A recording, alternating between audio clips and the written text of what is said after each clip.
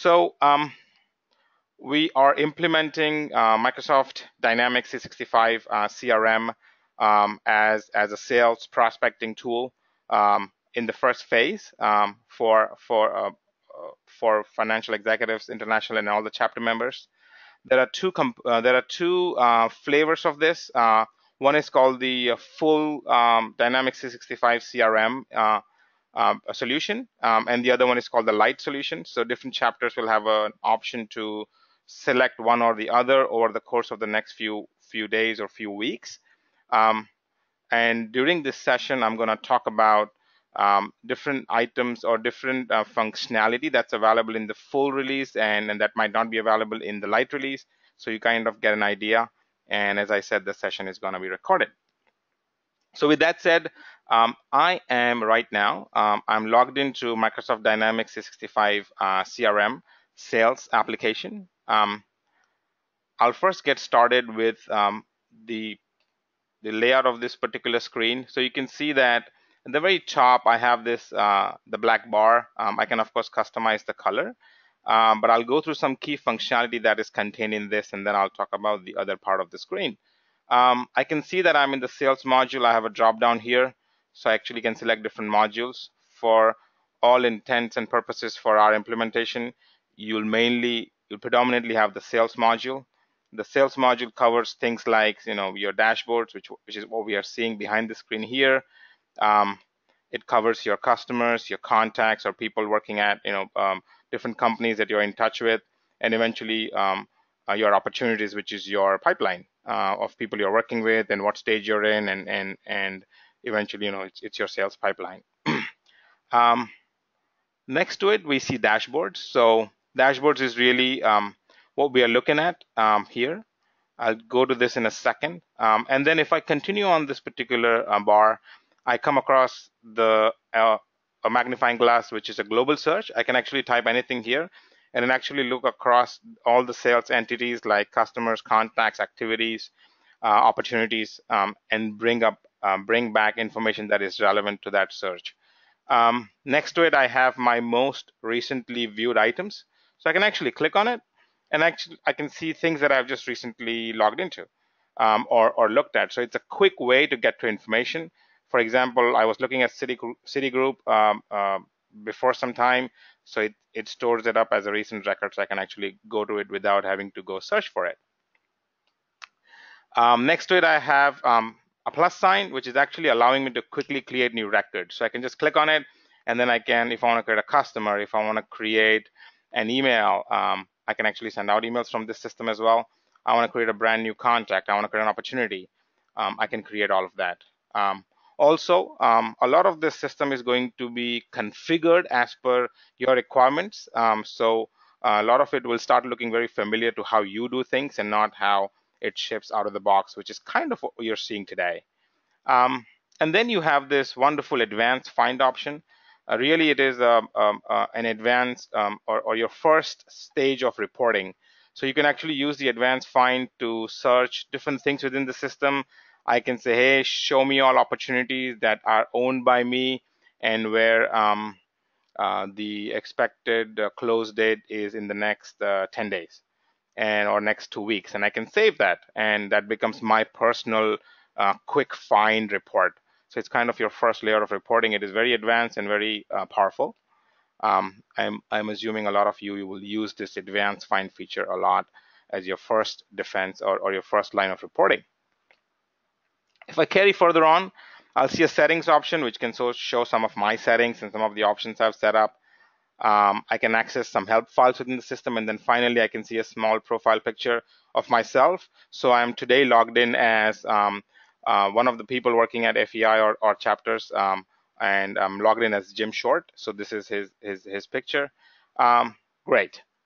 So now that said, I am in sales and I am in dashboards, and I can see an out-of-the-box dashboard. We will be setting up one dashboard for the organization that will show relevant information, but this is to give you an idea of what a dashboard can look like. So on the left, I can see my pipeline or my opportunity pipeline. Right next to it, I can see the goal. If we've set goals for revenues, I can see leads. I can, if I scroll down further, I can see, who's closing the most or who's winning the most opportunities if I'm having any gamification. And then on the right hand side, I'm having some of the open opportunities.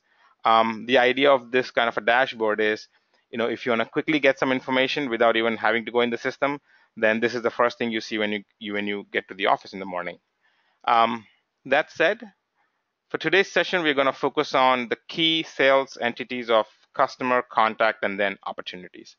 So let me go ahead and go to customers and go to accounts.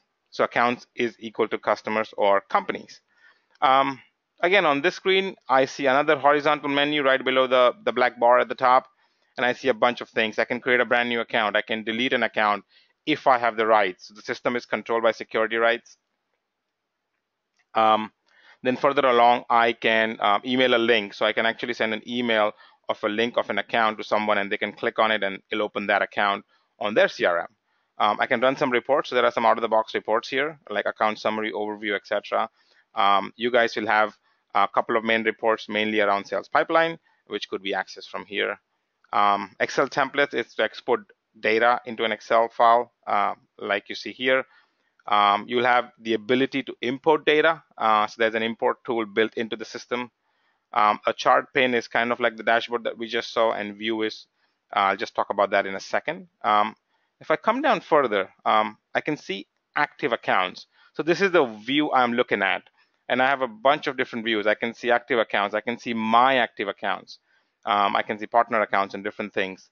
Again, a lot of this is out of the box. It's going to be customized for your specific requirements. But let's assume that active accounts is one of the views that you care for. You can actually pin it. So every time you come into this page called sales and accounts, you'll always see active accounts. And then when you select that, you see what that view looks like. It's pretty much like Excel, right? So I have a list of all my accounts and a bunch of columns which represent the fields that I have selected globally for the organization to look at, based on what fields we think are important. And this, of course, will again be customized for your requirements. You can go ahead and filter these. So you can actually click on the filter icon, again, similar to what you do in Excel today.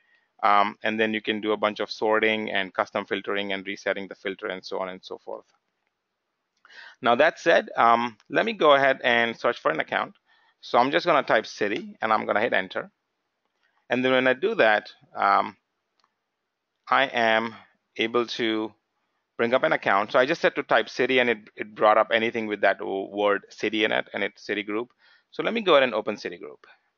So far we've looked at how we get into sales and how we get into accounts, look at a list of accounts, and then now we are looking at, we search for a specific customer or company, and now we are into that particular account.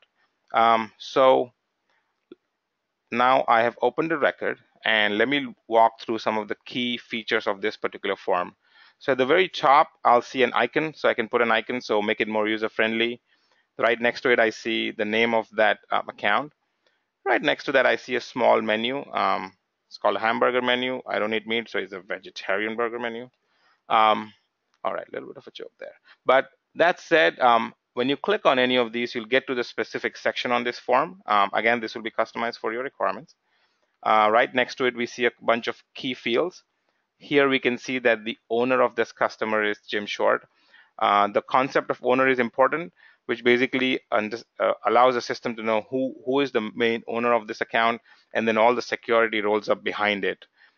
So that, for example, if I am not the owner of this particular record, Jim Short is, and if I have only read rights to this particular record, I can come in and look at it, but I cannot change anything, while Jim Short as an owner can change anything because he's the owner. So this way the system enforces some layers of sort of robust security. The form itself is really divided into specific sections. On the left-hand side, you'll see standard account information, name, phone, email, website, etc. Right below that, you will see some address information. In the middle of the section, you'll see insights. I'll get to that in a second. And then on the right-hand side, I can see the primary contact, Barbara Desor at Citigroup, and then some of her information.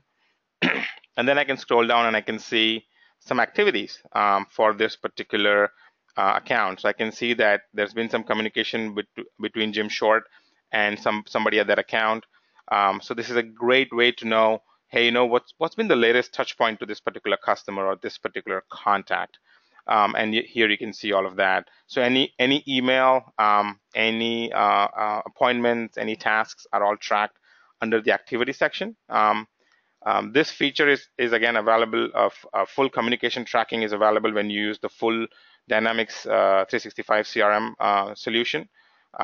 It will not be available when you use the light version. If I scroll down further, I can see other sections. I can see all the recent opportunities for this particular customer. I can see the people working at this company. And then I'll come to this important section here called Insights. Insights is like a collection of a lot of social media information, financial information, and information across different sources that is collected by Inside View. So it ships as part of this Dynamics 365 CRM product. And they say that it's literally thousands of different sources on the web, including LinkedIn, Twitter, Facebook, etc. And they bring up all the information about Citigroup right in front of you. So you can actually look at what's happening in this particular account, some of the latest information.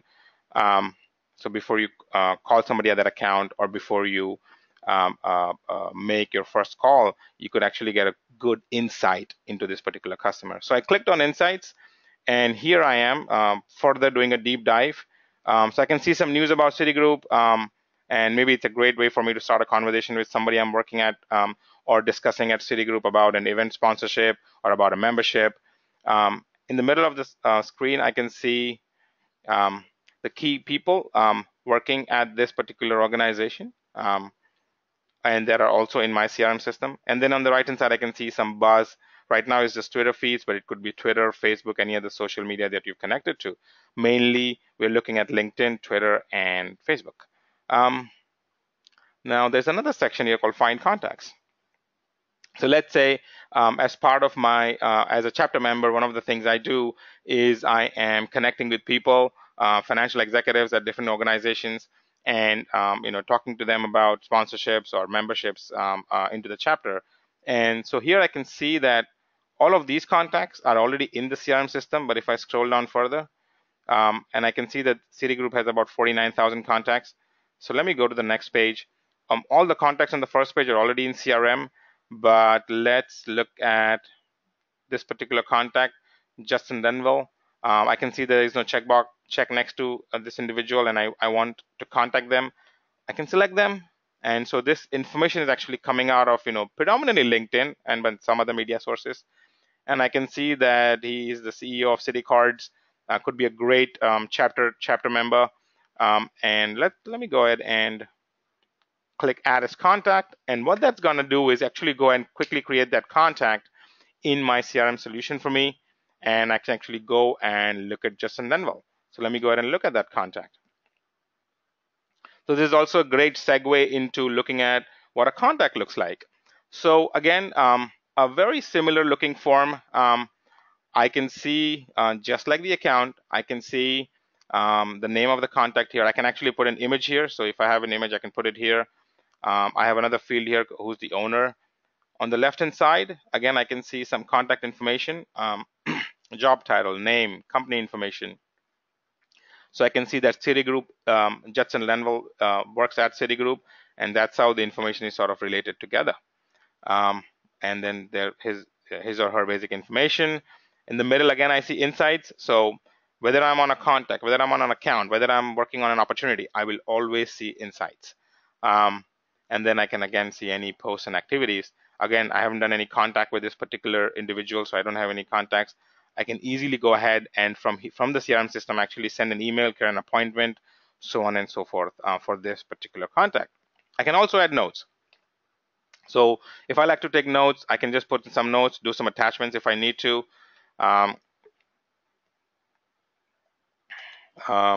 Added Justin to CRM, added through Insights. We'll call him tomorrow, something, whatever, just notes are kind of what we know, sticky notes or whatever notes you're used to taking in your Outlook. This becomes a repository of these notes. The cool thing about notes is it actually does a full date, time, and stamp of who created it. So as time goes by, it'll actually show that this was created by Jim Short at such and such date. So notes are saved in chronological order and saved against this particular record. So I'm on this contact, and I looked at insights, I looked at the customer. So let me go back to Citigroup. So now I'm here on the contact. I can easily just click on Citigroup, and it will take me back to my customer. So I'm back on Citigroup. So this is how the information is kind of connected together. And if I scroll down, I can see that Justin is also now associated with this customer. So everything is tightly connected together. Um, one of the biggest reasons to have a system like this is because it ends up becoming a single data source across the entire organization, from HQ to all the chapter members. And so everybody has a single source of truth. If I'm looking at the Citigroup account right here, and if you're logged into the same CRM and looking at Citigroup, you're seeing the exact same information in real time that I am seeing.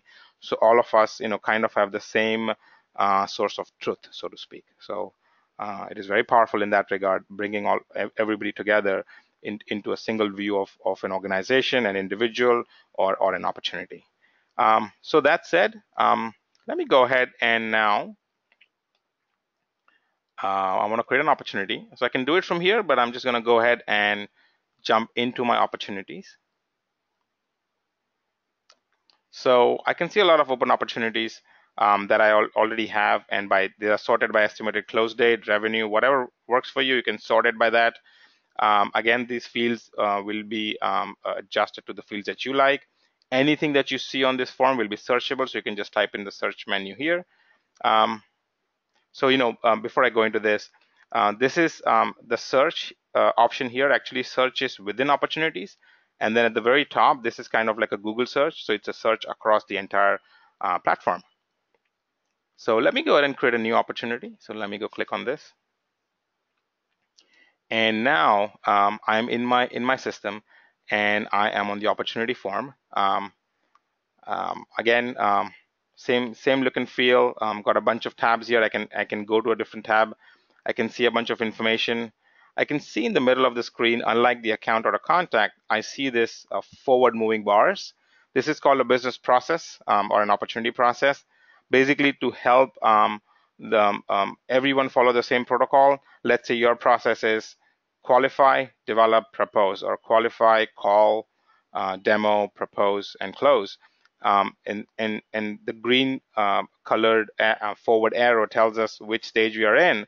So everybody follows the same process over and over again. It can be whoever looks in the system sees kind of the same process being followed. So it goes into kind of how the organization works on opportunities. But this is a default workflow. So it's here out of the box, and of course we'll change it to what your requirements are. But what this does is it allows us to do a bunch of information that is specific to that particular process, and then once you're done, you would go to the next stage. So let me go ahead and enter a topic here, new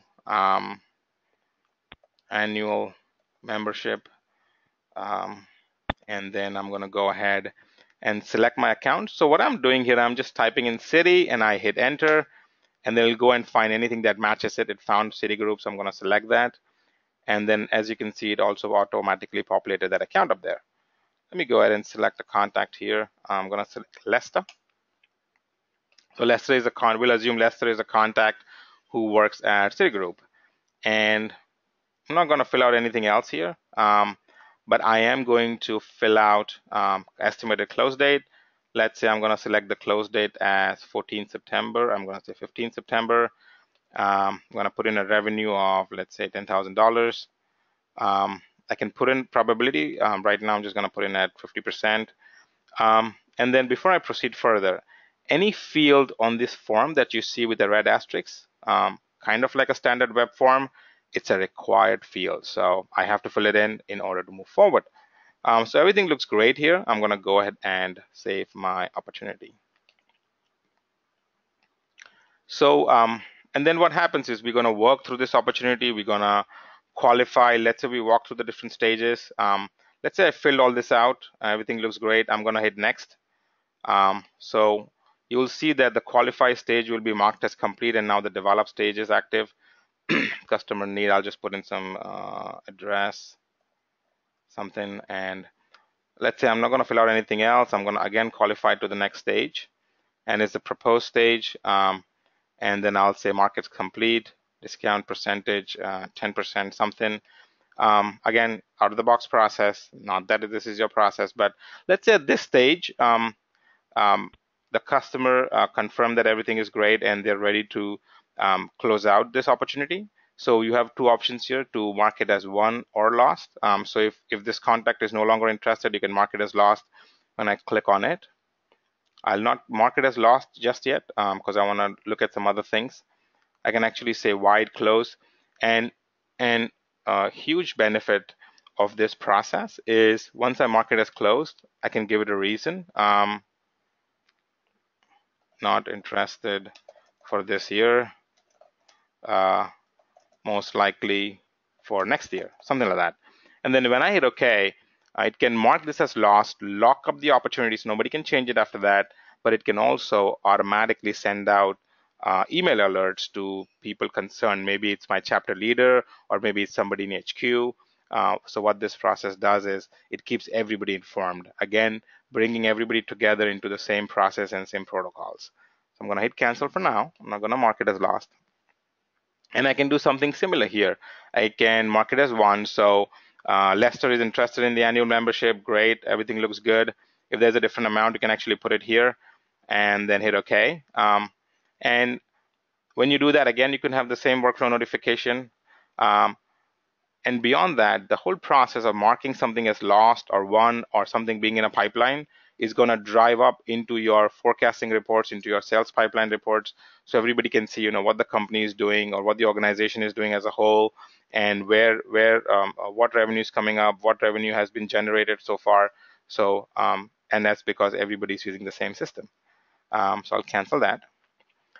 So far we've seen the sales module, we've seen accounts, contacts, we've seen how Insights gives us an overview of everything that's happening with their organization, with that contact or with that opportunity. Again, we see Insights here on the right-hand side. And then we've seen how we can move an opportunity through a business process and then continue our communication. So some of these features, as I said, like Insights is not part of your, will not be part of the light version. Some of this business process flow options will not be part of the light version.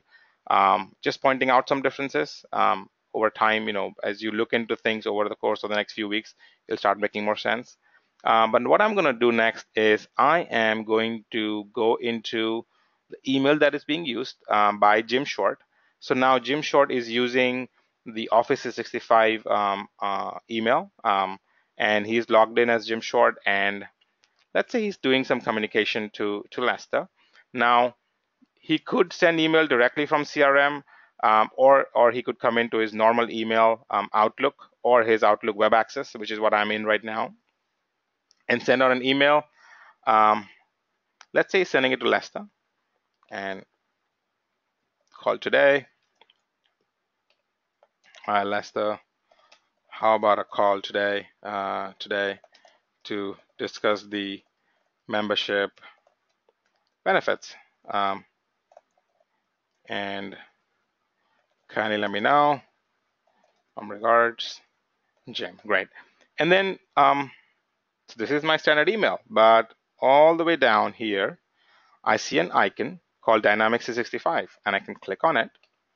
And then when I do that, it actually makes a call into my Dynamics, figures out this particular contact is already set up, and then marks this email in my CRM system. So here it says, okay, I found Lester D'Souza. He's a manager at Citigroup. And here's the account that Lester is related to. And I'm going to hit track. So when I hit track, it's going to track this particular email against this contact Lester and against that account. So for example, when I go into that account, I'll actually see, oh, this is the last communication. I can also track it in addition to my account, which is Citigroup, and my contact, which is Lester. I can also track it against the opportunity that I just created. So I think it was called new annual something. So here's my opportunity, new annual membership. I can select that. And then now it says tracking pending, so it's going to track it in a few seconds. It syncs up every few seconds or every few minutes. And at this point, I'm done, and I can send out this email to Lester, but I know already that it's going to be tracked in my CRM system, so that anybody else who's looking at CRM and doesn't, of course, have access to my email, but they know when they look at that customer, when they look at Lester, or when they look at that opportunity, that the very last communication was just done literally a few minutes ago by Jim Short. So this is the power of the system. This communication tracking that you just saw is also available in the full version and not part of the light version.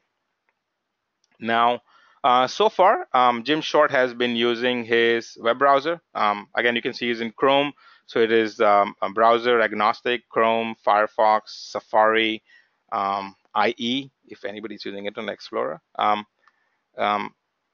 But a lot of us are also used to using our phones. So what I'm going to do now is showcase my phone on top of the screen and see what Jim Short as an end user is going to see when he's using his phone. So I am logged into my phone, and if Christine, you can let me know, please, once you see my phone come up on the screen.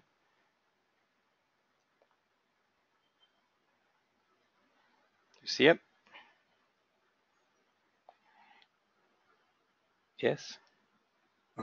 Yes, Anil, I do see. Sorry, I had myself muted. And Yeah, I know. Thank you. I had myself muted. Yes, I can see it. Awesome. Thank you so much.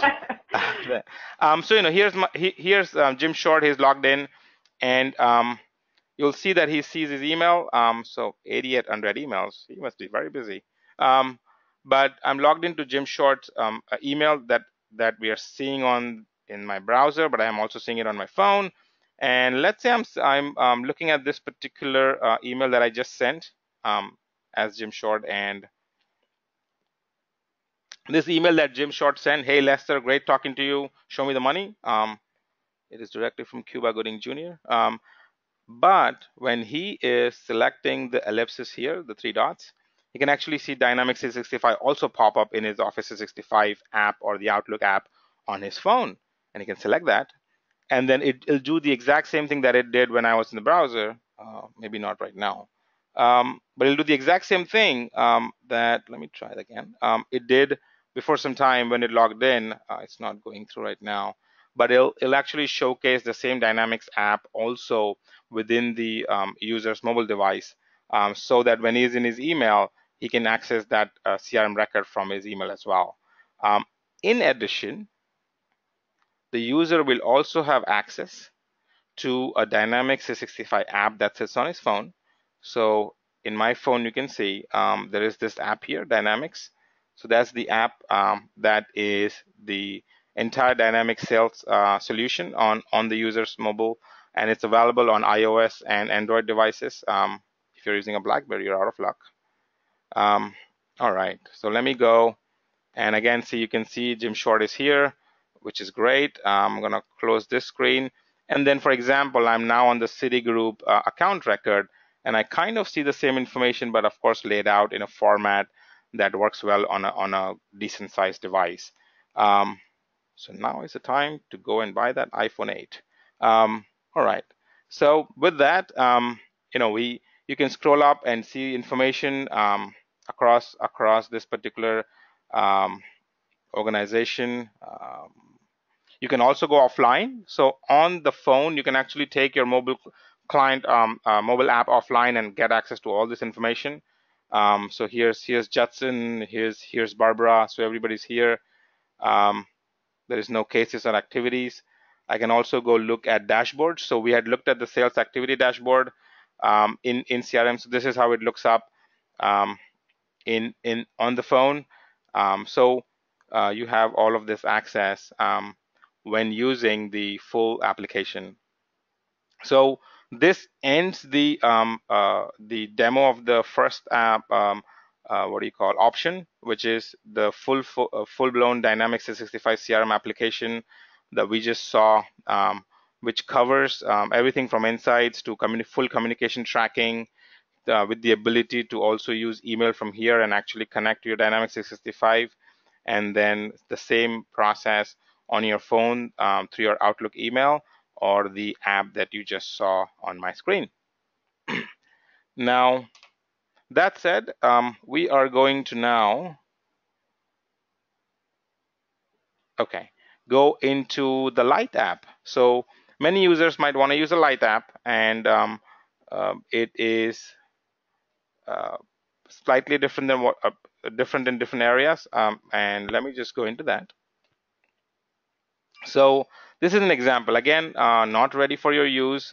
This is just a demo version, but this will give you a good idea of what you get when you use the Light app for CRM. So here I am logged in, about to log in as Jim Short. So same user name, same password. So either I could be a full user, or I could be a light user. All of that information is still coming across from the same backend system. So let me go ahead and click sign in, unless it doesn't want me to sign in. Great, so it let me sign in, and the very first screen I'm seeing is opportunities. I think I also have a home screen. Let me try and go there first. Great.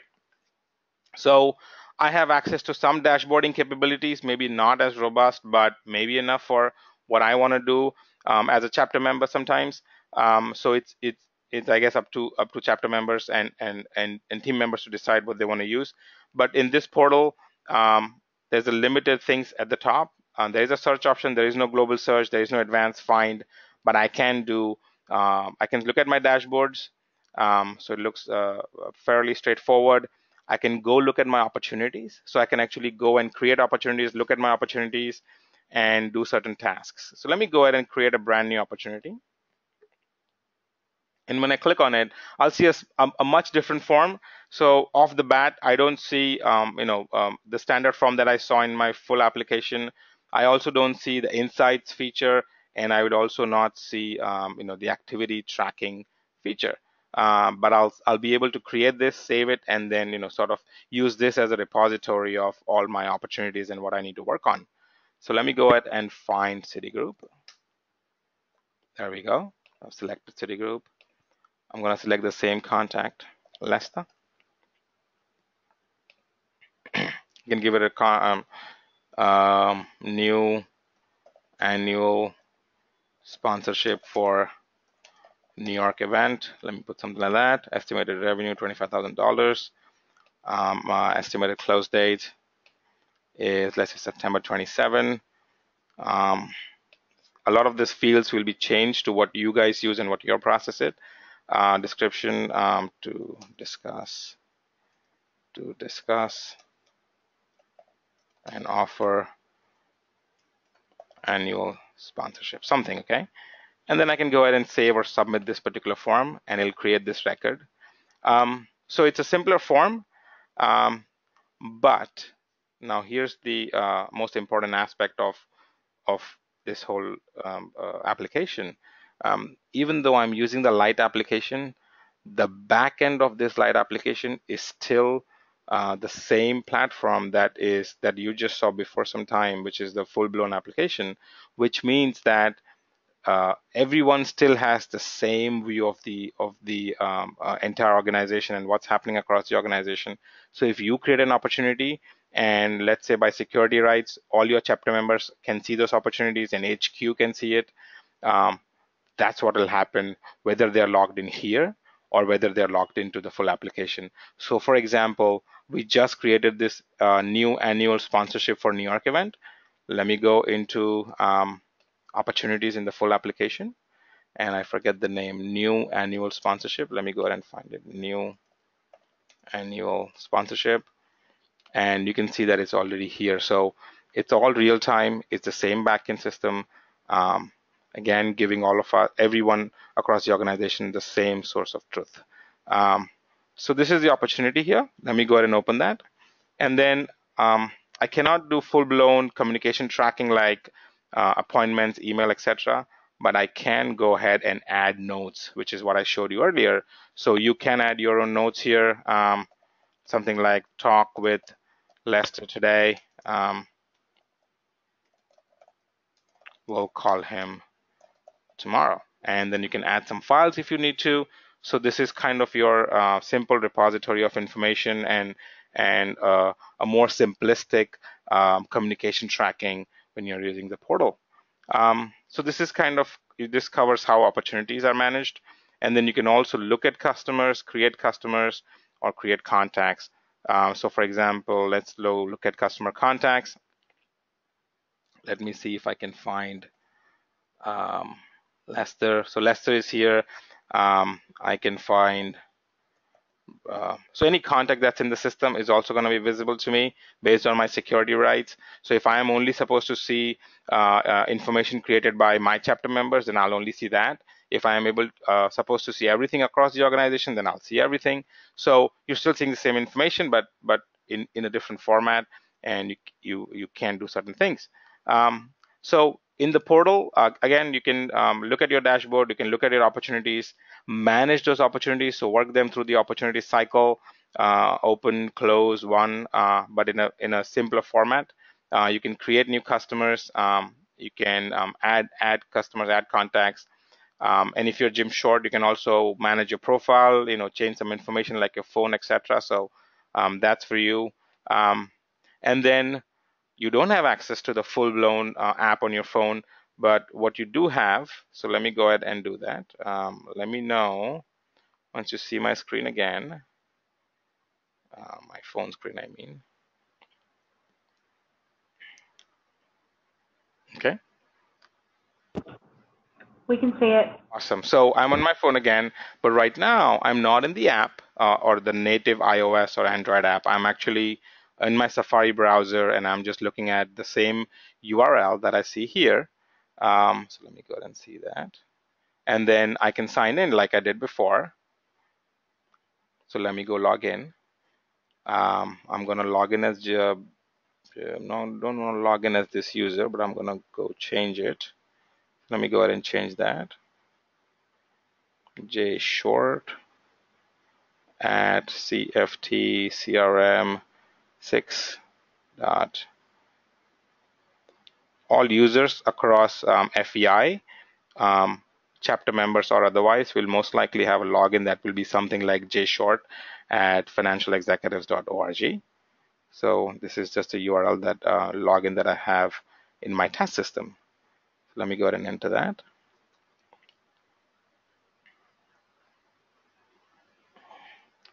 All right, so here I am in the dashboard that we just saw before some time, and then the portal itself is responsive, so it adjusts to the size and layout of your mobile device, whether it's an iPad or whether it's an iPhone or Android device.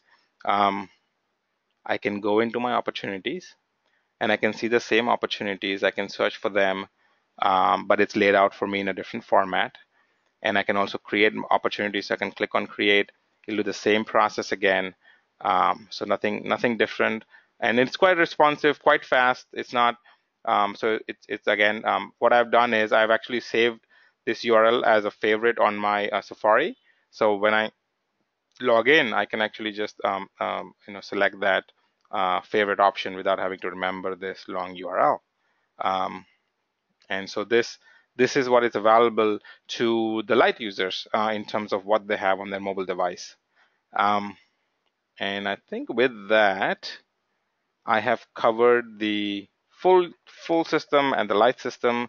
And I'll recap what I said initially, that the phase one of your deployment is going to ensure that you're able to use dynamic CRM or the light option here as your sales prospecting tool.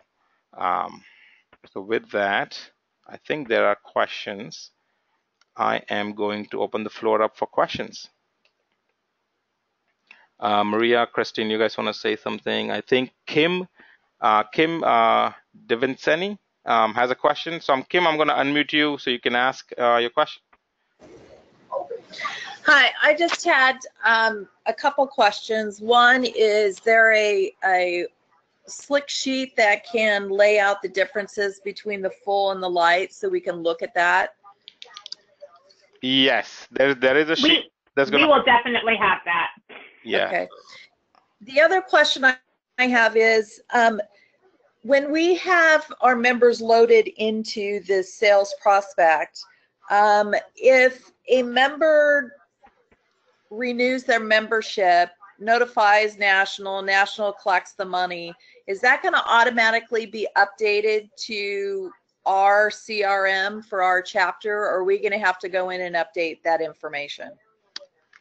I can answer that. I believe since you're all using the same CRM system, if it is updated by HQ or national, you'll see that information in real time in your CRM as well.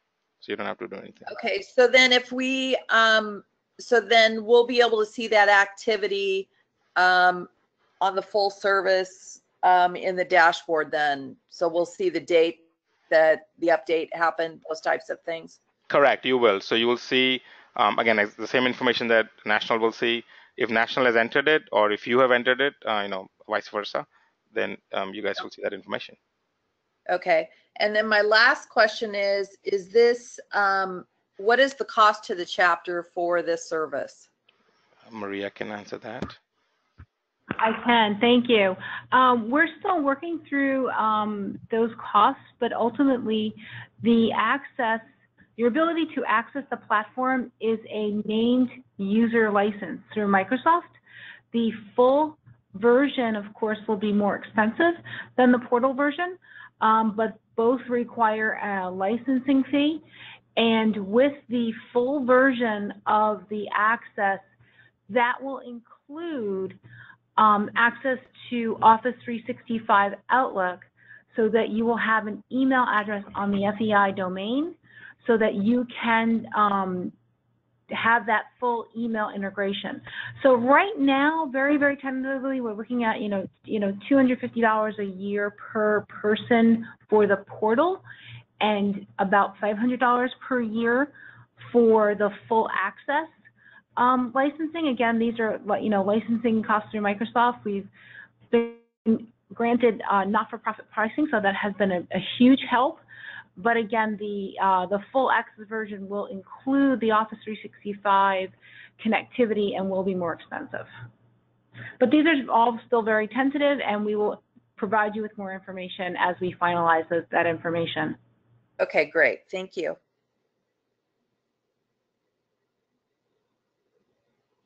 Anybody else have any questions? If you can raise your hand so I can unmute you. If you don't know how to raise your hand, maybe Kim, you do want to just let everybody know how you were able to raise your hand? Well, I did it through the chat icon. Correct. Okay. Super. Okay. Mike has a question. Mike, I'm going to unmute you. Kim, I'm going to mute you back. Go ahead, Mike. Hi, Maria. Mike McNamara from Northeastern Wisconsin. Did you say $500 and $250 per year? Or per? That is correct. It's per year per user. Okay. Per year per user. Because licensing is better if we buy it. We don't want to re-up these things every month. So we're looking at 1 year access, so it's a full 12 months access. So per year per user. Okay. Second question I have is, right now when I go out to the website, the national website, and look at the member directory and pull up an individual, there's very, very little information out there. Not much is being populated anymore because I think of the sensitivity to privacy. And a lot of members don't update their profile. Now with this system, there would be a lot of information available that could be put in. So how do you, what's the difference there? I don't mean system-wise, but I mean in philosophy, if you understand what I'm asking Maria and Christine. I think there's a difference. For example, home phone numbers. We like to have those in case, for the situations where members change positions and we can't reach them. That's just one example, but that's a lot of members probably don't want their home phone number out on a system like this. So how do we balance that?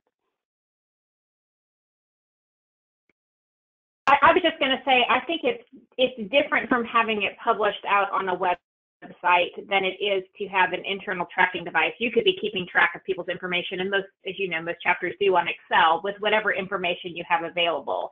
Home phone number is probably one of those ones that wouldn't be available if you were going out to LinkedIn or lists and things like that to try to get prospects into your database. So, so I think it's different than making that publicly available or even public to the membership. If this is a licensed licensed person within your chapter who is tasked with this responsibility, I think the idea, the same as if you were doing it on your own on Excel, would be that membership person or chapter administrator treats that information with confidentiality. That's my 2 cents. Well, I thought though earlier on in the presentation that Anil said, this would be available for all chapters to see and share the information. But I won't beat it, but just yeah, it's not for all chapter members.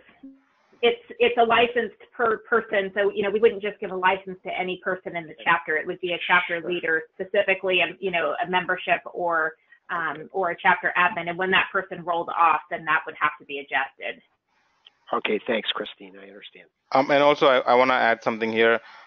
There's going to be levels of security. So whatever you, as an organization, you guys decide who can see how much. The security can be very granular down to the field level. So we'll figure that out as part of the project. And Dan and I wanted to jump in. This is not replacing either Abila or Connect or any of the current tools we have in place. Dan, did you want to explain? Yeah, I just wanted to, so Mike, this is Dan, and I think we've met. I work with our website, yes. And I think that the system that you were referring to in terms of the member directory on our site, we use FEI Connect, which is our member community, sort of as the directory now where you can look up people in chapters. And the information that is published there is both what information we have and then what information each member decides they want published.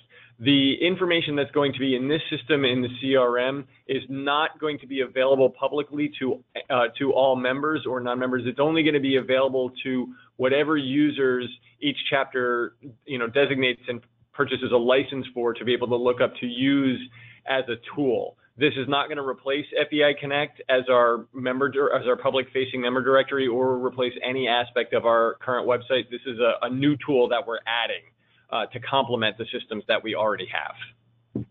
Thank you, Dan. I understand, and Maria. And Christine. Okay. I don't have anybody else with any questions. So over to you, Maria.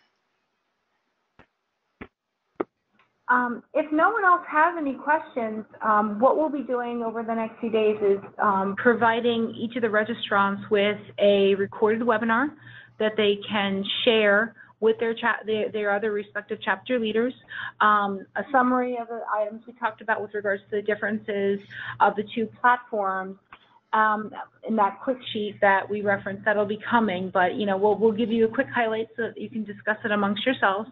And as details become more available, we will share them with you as well. We're also looking, as Christine mentioned, to populate a small task force,